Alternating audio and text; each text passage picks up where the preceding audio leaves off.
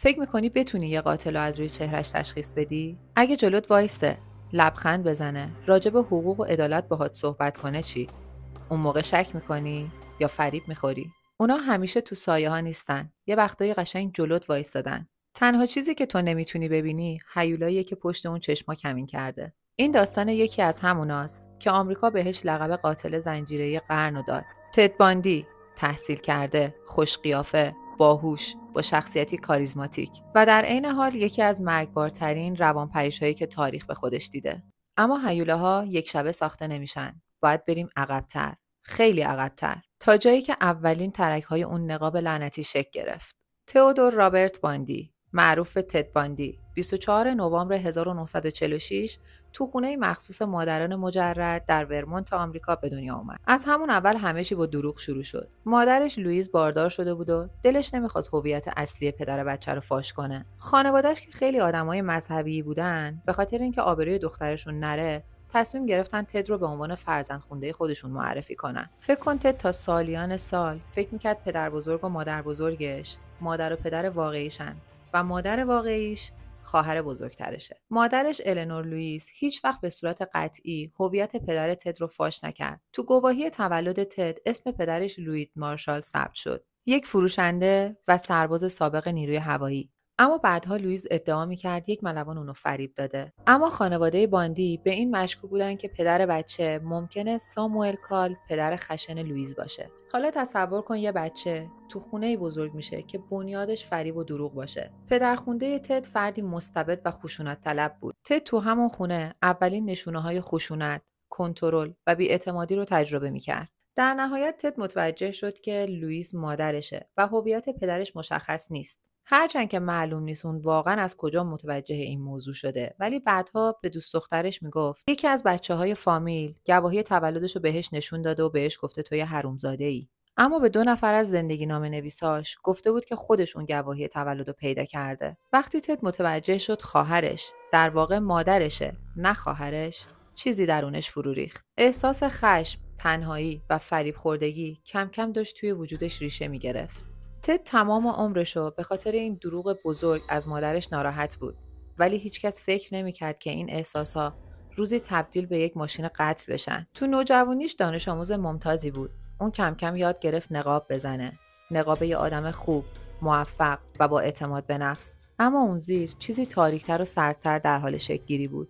تو سال 1965 باندی وارد دانشگاه پاجتسان شد تا رشته روانشناسی بخونه. اون 1 سال اونجا گذروند و بعد از اون به دانشگاه واشنگتن رفت تا زبان چینی بخونه. تو سال 1967 اون با یکی از همکلاسی‌هاش وارد یه رابطه عاشقانه شد. این دختر با اسمای مستعار زیادی معرفی شده، به خصوص استفانی بروکس. تد تو سال 1968 دانشگاه رو رها کرد و چندین کار کم درآمد رو تجربه کرد. اون حتی برای کمپین ریاست جمهوری نلسون راکفلر توی سیاتل داوطلب شد و در میامی به عنوان یکی از نماینده‌های راکفلر حضور داشت. تو همون سال بود که استفانی اون رو رها کرد و به کالیفرنیا رفت. از نظر اون تد بلند همت نبود و از لحاظ شخصیتی رشد نکرده بود. روانشناس دوروتی لوئیس این واقعه رو پاشنه آشیل شکل‌گیری شخصیت تد میدونست. چون وقتی استفانی دست رد به سینه تد زد، اون عملاً نابود شد. سال 1969 تد با الیزابت کلاپفر آشنا شد. اون زنی مطلقه از یوتا بود که تو دانشکده پزشکی واشنگتن به عنوان یک منشی کار میکرد. رابطه آتشین اونا تا قبل از اولین تجربه زندان تد که تو سال 1976 در یوتا اتفاق افتاد ادامه داشت. باندی که حالا با هدف و مصمم بود برای دریافت مدرک تحصیلی با درجه بالاتر به دانشگاه واشنگتن برگشت. اون که دانشجوی باهوش و ممتازی بود، نظر اساتید دانشگاه رو به خودش جلب کرد. اون حتی توی یکی از مراکز بحران تماس تلفنی تو سیاتل برای پیشگیری از خودکشی کار میکرد. تصور کن یه مردی که خودش چندین تا زن رو به وحشیانه ترین شکل ممکن به قتل رسونده، حالا داره به افرادی که قصد خودکشی دارن دلگرمی میده. اونجا با آن رول همکار شد. رول یه افسر سابق پلیس بود که سودای نویسنده جنایی شدن تو سرش بود. اون بعدها یکی از مهمترین زندگی‌نامه‌های باندی رو به نام غریبه کنار من نوشت. رول اون زمان هیچ نکته نگران کننده‌ای تو رفتار تد ندیده بود. حتی از نظرش باندی یه آدم مهربون، مشتاق و عاطفی بود. تد تو سال 1972 فارغ التحصیل شد و به کمپین انتخاباتی فرماندار دنیل جی اونز پیوست. اون به عنوان یک دانشجو مثل سایه دنبال رقیب آوانز میرفت، آلبرت روسلینی، و سخنرانی‌های اونو برای آنالیز برای گروه اونز ضبط میکرد. بعد از انتخاب اونز به عنوان فرماندار، باندی به عنوان دستیار راس دیویس که رئیس حزب جمهوریخواه واشنگتن بود، مشغول به کار شد. دیویس باندی رو باهوش، پرخاشگر و یکی از معتقدان به سیستم میدونست. تد در ظاهر یک شهروند نمونه بود، اما پشت اون ظاهر آراسته و لبخند مرموز نقشه شوم در حال شکل‌گیری بود. باندی تو سال 1973 تو دانشکده حقوق پاجت پذیرفته شد و طی سفری از جانب حزب به کالیفرنیا رفت و اونجا با دوست دختر سابقش استفانی بروکس ملاقات کرد. تد که حالا به شخصی جدی تبدیل شده بود و در نقطه اوج حرفه‌ای حقوقی و سیاسی خودش بود، استفانی رو مسحور می‌کرد. اون حتی بارها به سیاتل سفر کرد تا با تد وقت بگذرونه و باندی کماکان بهش ابراز علاقه می‌کرد و راجع به ازدواج با هم صحبت می‌کردن. طی همه این اتفاقا الیزابت همچنان تو زندگی تد بود. اما تو ژانویه 1974 تد به صورت ناگهانی رابطه‌شو با استفانی قطع کرد. حتی تماس‌ها و نامه‌های اونو بی جواب گذاشت. بعد از 1 ماه استفانی موفق شد با تد تماس بگیره و برای این قطع ارتباط ناگهانی ازش جواب بگیره. اما تد با لحنی آروم و بی‌تفاوت بهش گفت نمیدونم داری راجع به چی صحبت میکنی استفانی، و گوشیو قطع کرد. باندی بعدها در این رابطه میگفت میخواستم فقط به خودم ثابت کنم که اگه بخوام میتونم با اون ازدواج کنم. تقریباً با همین اتفاق غیبت‌های تد سر کلاس‌های دانشگاه شروع شد و تا آوریل همون سال کلاً دانشگاه رو ول کرد و دیگه دانشگاه نرفت.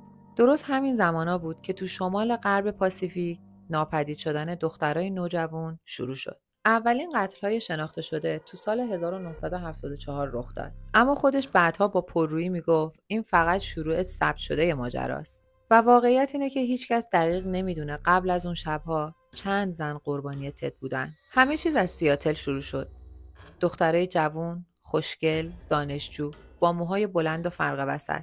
انگار داشت دنبال یه الگوی خاص میگشت. اما چرا؟ چی باعث این انتخاب‌ها میشد؟ اولین حمله اون به دختری به اسم کارن اسپارکس، 18 ساله، دانشجو و رقاص دانشگاه واشنگتن بود. یکم بعد از قطع ارتباطش با استفانی وارد اتاق خواب کارن شد. اون بعد از ورودش با میله آهنی تخت به سر کارن ضربه زد و اونو بیهوش کرد و با همون میله بهش تعرض کرد. این اتفاق وحشتناک که باعث به اغما رفتن 10 روزه این دختر شد و باعث معلولیت کارن تا آخر عمرش شد. قربانی بعدی تد باندی و اولین قتل تایید شده اون لیندا آنهیلی، یکی دیگه از دانشجوهای دانشگاه واشنگتن بود. تد 1 ماه بعد از حمله به کارن صبح زود وارد آپارتمان لیندا شد و با همون روش قبلی قربانی رو بیهوش کرد، اما این بار لباس تن لیندا کرد، اونو سوار ماشین کرد و با خودش برد و لیندا دیگه هیچ وقت دوباره دیده نشد. بعد از این باندی به تعقیب و شکار دخترای دانشجو ادامه داد. دانشجوهای دختر با سرعت 1 دونه در ماه داشتن ناپدید می شدن.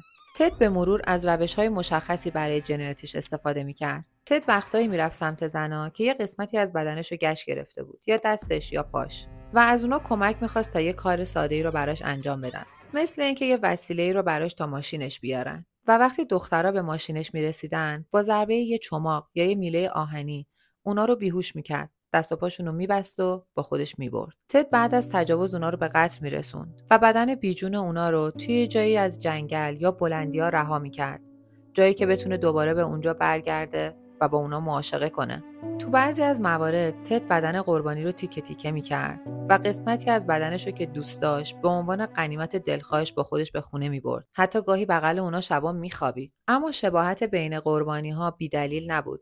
تد عمدن دنبال این شکل خاص از زنا میگشت، چون اونا شبیه دوست دختر سابقش بودن، همون کسی که ولش کرده بود و تحقیرش کرده بود، همون استفانی بروکس. و تد داشت انتقام میگرفت، اما نه از خود اون زن، از کسایی که مثل اونن. 14 ژوئن 1974 جنایات با 2 آدمربایی در روز روشن به اوج خودش رسید. روزی که تد اشتباه کرد. 2 زن در ساحل لیکسامامیش ناپدید شدن. شاهدان میگفتن مردی جوان خوش قیافه به اسم تد رو دیدن که بازو شکسته بوده و از دخترها کمک میخواسته تا قایقش رو جابجا کنن. اسم، ظاهر ماشین، کم کم همه چیز داشت کنار هم قرار میگرفت.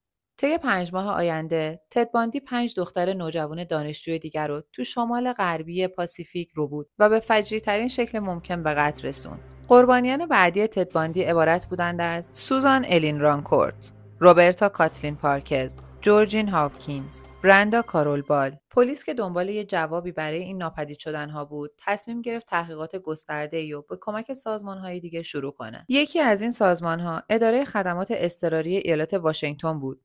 یک سازمان دولتی که درگیر جستجوی زنان گم شده بود که از قضا خود باندی هم تو همون سازمان کار میکرد. تو همون سازمان بود که تد با کارول آشنا شد، مادر مطلقه 2 فرزند. همچنان که تد داشت به قتل‌های هولناکش ادامه میداد، رابطه‌شو با کارول قطع و یا از سر میگرفت. این زن 6 سال بعد نقش مهمی رو تو مرحله نهایی زندگی تد بازی کرد. با ادامه تعقیب رباینده، شاهدان بیشتری به اداره پلیس مراجعه می‌کردند. اطلاعاتی میدادند که با چهره و ماشین تد باندی مطابقت داشت. بالاخره کارآگاه‌های پلیس توصیف مفصلی که از مظنون و ماشینش داشتن رو تصویرسازی کردند و توی تلویزیون و روزنامه‌ها به عنوان آگهی در سراسر منطقه پخش کردند. الیزابت کلاپفر، آن رول و یک استاد روانشناسی دانشکده حقوق مشخصات بازداده شده و خودرو رو شناسایی کردند و تد باندی رو به عنوان مظنون احتمالی به پلیس معرفی کردند. اما پلیس که روزانه بیشتر از 200 تماس دریافت می‌کرد، اصلاً احتمال نمیداد یه دانشجوی شسته رفته که تو بزرگسالی هیچ سابقه کیفری هم نداره ممکنه قاتل باشه. درست تو همین زمانا بود که اجساد دخترای جوان توی جنگل پیدا میشد و تد تو دانشکده حقوق یوتا پذیرفته شد و الیزابت رو توی سیاتل تنها گذاشت و به سالت لیک سیتی نقل مکان کرد. حتی اونجا هم به قتل و تجاوزاش ادامه داد. از جمله دختر بچه مدرسه‌ای و 4 دختر نوجوان دیگه که یکی از اونا ملیسا اسمیت، دختر 17 ساله رئیس پلیس بخشی از حومه سالت لیک سیتی، در 18 اکتبر ناپدید شد و 9 روز بعد جسد برهنه اون توی منطقه کوهستانی تو همون حوالی پیدا شد. به گفته خود تد باندی، شستن موی قربانی‌ها و آرایش کردن صورتشون یه روشی بود که اون برای خودش ابداع کرده بود. الیزابت که میدونست تد حالا داره تو همون مناطق زندگی میکنه، برای بار دوم با پلیس تماس گرفت. کارآگاه رندی از بخش جرایم عمده با جزئیات فراوان با اون مصاحبه کرد. تو اون زمان سوءظن به تد باندی نسبت به بقیه مظنون‌ها به طور قابل توجهی افزایش پیدا کرده بود. اما شاهدان سامامیش معتبرتر بودن و هیچ کدوم از اونا چهره تد رو از روی عکس شناسایی نکردن. تو دسامبر همون سال الیزابت با یکی از کلانترهای سالت لیک سیتی تماس گرفت و سوءظن خودش رو مجددا اعلام کرد و اسم باندی به لیست مظنونین اضافه شد. اما تا اون موقع هیچ مدرک معتبری وجود نداشت که اونو به قتل‌های یوتا مرتبط کنه. تو ژانویه 1975 باندی بعد از امتحانات نهاییش به سیاتل سفر کرد و 1 هفته رو با الیزابت گذروند. اما الیزابت اصلاً اشاره به این موضوع نکرد که 2 بار با پلیس تماس گرفته و گزارشی راجع به باندی داده. حتی برنامه‌ریزی کرده بودن که اون چند وقت بعد به سالت لیک سیتی سفر کنه و با هم وقت بگذرونن. درست وقتی الیزابت و تد داشتن مقدمات ازدواجشون رو برای کریسمس پیش رو میچیدن، همچنان الیزابت اشاره‌ای به تماس‌هاش نمی‌کرد و تد هم از روابطش با دخترهای دیگه به الیزابت چیزی نمیگفت. سومین دوست دختر تد تو اون زمان دانشجوی دانشکده حقوق یوتا بود به اسم کیم آندرز. تو واشنگتن بازرس‌ها در تلاش بودند تا جنایت گسترده شمال غربی پاسیفیک که ناگهان شروع و به همون شکل تموم شده بود رو تجزیه و تحلیل کنن. اونا یه فهرست طولانی از خانواده‌ها و آشناهای قربانی‌ها، صاحبان فولکس واگن‌ها، تمام اشخاص با اسم تد و مجرمان جنسی شناخته شده تهیه کردند. هدفشون پیدا کردن یه راه ارتباطی بین تمام این آیتم‌ها بود. از بین هزاران شخصی که اونا بررسی کردن، اسم 26 نفر تو 4 تا لیست جداگانه نوشته شد که تد باندی یکی از اونا بود. وقتی حکم دستگیری تد از یوتا صادر شد، به معنای واقعی کلمه تد باندی تو صدر لیست مظنونین بود. باندی که روحش هم از این موضوع خبر نداشت، همچنان داشت به قتلاش ادامه میداد و برای شکار زنای بیشتر از یوتا به کلرادو رفته بود که تو آگوست 1975 موقع رانندگی توسط افسر گشت بزرگراه به خاطر رانندگی عجیب غریب و سرعت بالایی که داشت دستگیر شد. پلیس تو ماشین باندی وسایل عجیبی پیدا کرد، مثل ماسک اسکی، یک ماسک از جنس جوراب، دیلم، دستبند، کیسه زباله، یه قرقره طناب، یخشکن و اشیاء دیگه که اول تصور میشد از این ابزار برای سرقت استفاده میکنه و عجیبتر از همه این بود که صندلی شاگرد توی ماشین تد وجود نداشت. باندی با کمال خونسردی و آرامش جواب داد ماسک برای اسکیه، بقیه وسایلم وسایل خونگی هن. با این حال کارآگاه جری تامسون مظنون و همچنین خودروی مشابهی رو از پرونده آدمربایی سال 1974 و تماس الیزابت کلاپفر به خاطر داشت. پلیس آپارتمان باندی رو جستجو کرد دو چیز اونجا جلب توجه میکرد. یکی راهنمای اسکی تو کلرادو بود که مسافرخونه‌های جنگل‌های طبیعی توش تیک خورده بود و دومی بروشور تبلیغاتی مدرسه ویومنت که دوباره کند توش ناپدید شده بود. اما هیچ کدوم از اینا مدارک قانع کننده برای بازداشت تد نبودن و اون تونست با ضمانت خودش آزاد شه. باندی بعدها میگفت پلیس نتونسته عکسای پولارویدی که اون از قربانیاش میگرفته رو از تو انباری پیدا کنه و بعداً خودشون عکس‌ها رو نابود کرده. اما پلیس 24 ساعته باندی رو تحت نظر داشت. جری تامسون و دو کاراگاه دیگه برای مصاحبه با الیزابت به سیاتل پرواز کردند. اون به کاراگاه‌ها گفت 1 سال قبل از اینکه باندی به یوتا سفر کنه، هم تو خونه خودش، هم تو آپارتمان باندی وسایل و اشیایی دیدی که هیچ توضیحی براشون نداشته. اون میگفت باندی همیشه به همه بدهکار بود. به همین خاطر الیزابت فکر میکرده تمام اشیای قیمتی که توی خونه باندی دزدیه. الیزابت یادش میومد که هر وقت به باندی میگفته میخواد موهاشو کوتاه کنه، اون به شدت ناراحت میشده. موهایی که مدل معمول موهای قربانی‌های باندی رو داشت. کاراگاه‌ها تایید کردن دقیقاً همون شبایی که قربانیان ناپدید میشدن، باندی پیش الیزابت نبوده. تو ماه دسامبر بود که تد باندی فولکس واگن خودش رو به یه پسر نوجوان فروخت. پلیس یوتا اون ماشین رو ضبط کرد و تکنسین‌های FBI برای جستجوی دقیق اتاق ماشین رو پیاده کردن. اونا یه تارمو تو اون ماشین پیدا کردن که با نمونه‌ای که از کارین یکی از قربانی‌های تد باندی داشتن مطابقت داشت. بعد از اون 2 تا رشته موی دیگه تو اون ماشین پیدا شد. مطالعه میکروسکوپی نشون داد هیچ تفاوتی بین اونا و نمونه موی ملیسا اسمیت و کارول دارونج وجود نداره. 2 اکتبر 1975 کاراگاه‌ها باندی رو توی صف از جنایتکارا گذاشتن و به کارول نشون دادن. اون بلافاصله باندی رو شناسایی کرد. حتی یه شاهد دیگه تو همون صف باندی رو به عنوان شخص غریبه‌ای که اطراف مدرسه دوبراکوند پرسه می‌زده شناسایی کرد. اما شواهد کافی برای متهم کردن باندی به ناپدید شدن دوبراکوند وجود نداشت. اون فقط به آدمربایی و حمله به کارول متهم شد. اما والدینش اونو با یه وثیقه $15,000 آزاد کردن و تو فاصله زمانی بین کیفرخواست و محاکمه تد تو سیاتل پیش الیزابت زندگی میکرد و تحت نظارت دقیق پلیس بود. تو ماه نوامبر بود که 3 تا از اصلی ترین بازرسای پرونده باندی، جری تامسون از یوتا، رابرت کپل از واشنگتن و مایک فیشر از کلرادو جلسه گذاشتن تا اطلاعاتی که دارن رو با هم و با 30 کارآگاه و دادستان دیگه از 5 ایالت مختلف در میون بذارن. بعد از تموم شدن این جلسه همه مقامات با هم نظر بودن که تد باندی همون مظنون اصلیه و همچنان همشون میدونستن که برای متهم کردن باندی حتی به یه دونه از این قتل‌ها باید مدارک و شواهد بیشتری پیدا کنن. تو فوریه 1976 باندی برای آدمربایی کارول محاکمه شد. قاضی استوارت هانسون باندی رو به 1 تا 1.5 سال حبس در زندان یوتا محکوم کرد. در حالی که فکر فرار تو سرش بود، تو محوطه زندان بین بوته‌ها پیدا شد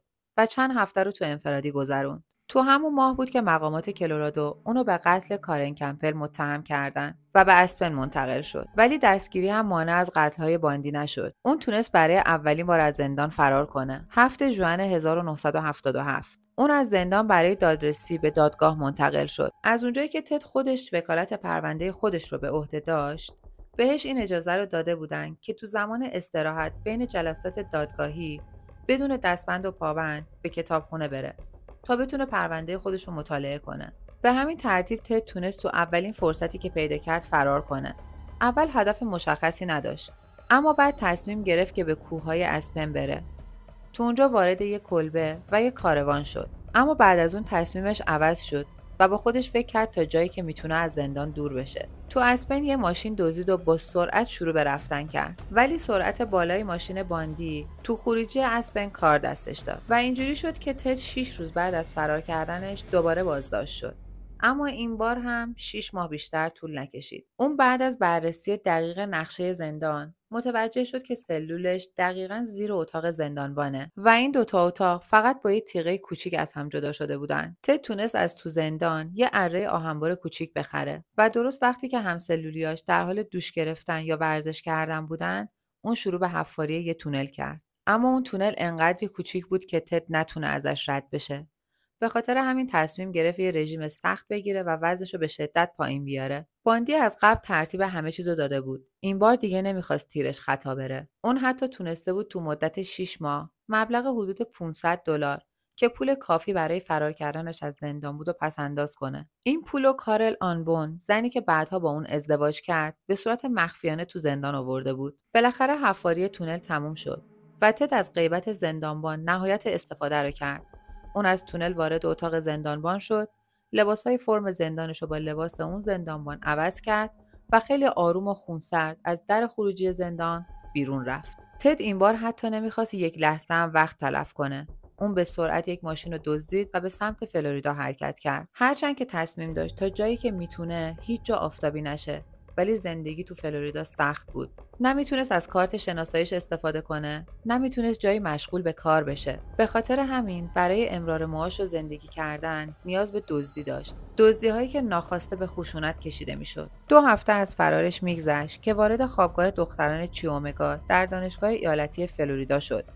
اون در عرض 15 دقیقه نه تنها به مارگارت بومن و لیزا لوی تعرض جنسی کرد، بلکه هر دوی اونا رو به طرز هولناکی به قتل رسوند. اون یکی از دخترها رو با ضربات مرگبار چماق کشت و اون یکی رو با جوراب خفه کرد. باندی بعد از اون به کتی و کارن حمله ور شد و هر دو رو به شدت مجروح کرد، اما هر دو دختر زنده موندن. بعدش باندی وارد آپارتمان شریل توماس شد که چند بلوک دورتر از خوابگاه زندگی میکرد و این بار هم قربانی زنده موند، ولی برای همیشه شنوایی خودش رو از دست داد. باندی که همچنان تحت تعقیب بود، تو 8 فوریه دایان، دانش آموزی 12 ساله رو بود. اونو کشت و جنازه‌ش رو توی مزرعه پرورش خوک رها کرد. اما یه بار دیگه رانندگی بی‌محابای باندی اونو تو دردسر انداخت و توجه پلیسا رو جلب کرد. افسرهای گشت پلیس که متوجه شدن پلاک ماشین تد باندی پلاک یک ماشین دزدیه، به سرعت اونو بازداشت کردن. تو ماشین باندی کارت شناسایی 3 دختری که به تازگی به قتل رسیده بودن پیدا شد. تد باندی تو طول محاکمه‌اش به حرف هیچ کدوم از وکلای مدافع خودش گوش نمی‌کرد و حتی توصیه‌هایی که اونا می‌کردن رو زیر پا می‌ذاشت و در نهایت شخصاً وکالت پرونده خودش رو قبول کرد. جوزف آلویی، یکی از بازرسان مدافع، در مورد قاتل مخوف گفت: میتونم اونو از هر کسی که تا به حال در عمرم دیدم بیشتر نزدیک به خود شیطان بدونم. در نهایت باندی محکوم شناخته شد و در صف محکومان به اعدام در زندان ریفورد فلوریدا قرار گرفت. وقتی تو این زندان بود چندین بار بهش دست درازی شد، از جمله 4 مرد که به صورت گروهی بهش تجاوز کردند. اون تو زمان گذروندن محاکمه‌اش با کارول ازدواج کرد و از اون صاحب یک فرزند شد. حالا بعد از تمام تلاش‌هایی که باندی برای آزادی خودش کرده بود و همه تلاشاش بی جواب مونده بودن، دیگه انگیزه‌ای برای انکار نداشت و کم کم داشت به قتل‌هایی که انجام داده بود اعتراف می‌کرد. اون تصمیم گرفت با صراحت کامل جای یکی از جسدها رو به بازرس‌ها بگه و توضیح داد که سر اون قربانی رو تو شومینه الیزابت سوزونده. تد در مورد دزدیدن جورجین هاپکینز با جزئیات کامل توضیح داد که اونو با ضربه چماق به سرش بیهوش کرده، بهش دستبند زده و اونو با خودش به خارج شهر برده و بعد از تجاوز کردن بهش اونو خفه کرده. و اون توضیح داد که تمام اون شب رو با جسد جورجین گذرونده و بعد از اونم 3 بار به سراغش رفته. باندی شیفته حکایت خودش از منطقه بود، چون زمان زیادی رو اونجا گذرونده بود و تمام وجودش دستخوش ایده کشتن بود. تد پیش کارآگاه‌های دیگه‌ای به قتل‌های متعددی اعتراف کرد، از جمله چند قتل که حتی پلیس در جریان اونا نبود. تد خیلی از جزئیات رو نمیگفت، به امید اینکه بتونه با اطلاعات ناقص دادن تو حکم اعدامش تعویق بندازه. حتی توی یه سری از مکان‌هایی که اعتراف کرده بود اونجاها هم قربانی داشته، پلیس میرفت جستجو میکرد و هیچ چیز پیدا نمیکرد. اون از طرفی دوست داشت حکم اعدامش به تعویق بیفته و از طرفی با خودش فکر میکرد فقط خودش حق داره محل دقیق قربانیاشو بدونه. وقتی مشخص شد هیچ تأخیری از طرف دادگاه برای اجرای حکم اعدام اون وجود نداره، طرفدارای باندی آخرین برگ خودشون رو بازی کردن. تنها گزینه‌ای که باقی مونده بود عفو اجرایی بود. دیانا ونیز، وکیل جوان اهل فلوریدا و آخرین کسی که ادعا شد با تد رابطه عاشقانه داشته. اون از خانواده چند قربانی در کلرادو و یوتا درخواست کرد از فرماندار فلوریدا باب مارتینز بخوان اعدام رو عقب بندازه تا تد باندی تو اعترافاتش به جزئیات بیشتری اشاره کنه. نلسون میگفت خانواده ها معتقدن قربانی ها دیگه کشته شدن. تد اونا رو کشته و به هر حال اونا دیگه نیازی به اعترافاتش ندارن. و اینکه چونه‌زنی‌های باندی برای زنده موندن در مقابل قربانی‌ها خیلی زشت و زننده است. هگمایر کسی بود که تو آخرین مصاحبه‌ها با باندی بود و میگفت اون تو آستانه اعدام از خودکشی صحبت می‌کرده چون دوست نداشته دولت با دیدن اعدام اون احساس رضایت بهش دست بده. باندی میگفت کشتن تبدیل به دار و ندارت میشه. اونا بخشی از تو میشن، تبدیل به بخشی از وجودت میشن و شما دوتا برای همیشه یکی میشین. و زمینی که اونا رو روش کشتی یا اونا رو اونجا رها کردی برات مقدس میشه و مجبوری هر از کنگاهی به اونجا برگردی. تد باندی تو تاریخ 24 ژانویه 1989 رأس ساعت 7:16 صبح با صندلی الکتریکی اعدام شد. همزمان با اجرای حکم تد باندی، صدها نفر اونور خیابون روبروی زندان وایساده بودن تا لحظه مرگش رو جشن بگیرن. وقتی نشکش حامل جسد تد باندی زندان رو ترک کرد، فریاد شادی عده زیادی بلند شد. بقایای جسدش سوزونده شد و در محلی نامعلوم در واشنگتن رها شد. یادت باشه، واقعیت همیشه ترسناکتر از تخیله. من مژده‌ام. اگر از پرونده‌های جنایی و ماورایی خوشت میاد، این ویدیو رو لایک کن و برای حمایت ازم چنل رو ساب کن.